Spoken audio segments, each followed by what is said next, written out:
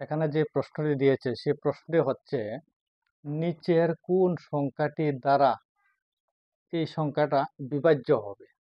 এখানে সবগুলি সংখ্যা যদি আমরা যোগ করি তাহলে যোগ করলে একটা যোগফল আসবে। এই যোগফলটা কোন সংখ্যা দ্বারা বিভাজ্য হবে সেটা বের করার জন্য বলা হয়েছে। তো প্রথমে আমরা দেখব এই যে 4 আছে, 4-এর পাওয়ার জোড় বেজোড় এগুলি দেখে আমরা ক্যালকুলেশন করব।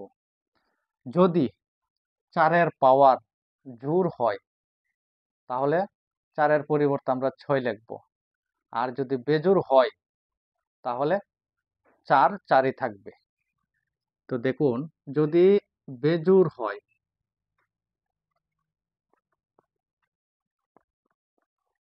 এই 4-এর পাওয়ার বেজোড় হলে আমরা 4 লিখব, আর যদি জোড় হয়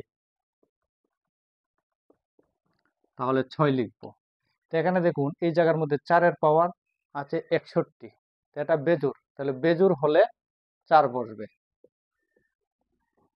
তারপর প্লাস।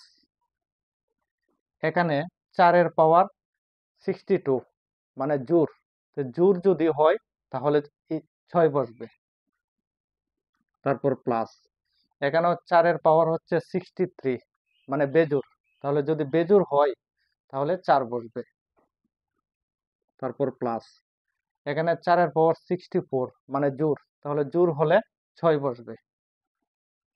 এখন এই সবগুলি সংখ্যা আমরা যোগ করব, তাহলে যোগ করলে হবে 4 আর 6 10, 14, 14 আর 6 20। তাহলে এই সংখ্যাটাকে এখন কত দিয়ে ভাগ যাবে? এই 10 দিয়ে ভাগ যাবে, তাহলে অপশন 2টা হবে কারেক্ট আনসার। যদি ভিডিওটা ভালো লাগে তাহলে চ্যানেলটি সাবস্ক্রাইব করবেন।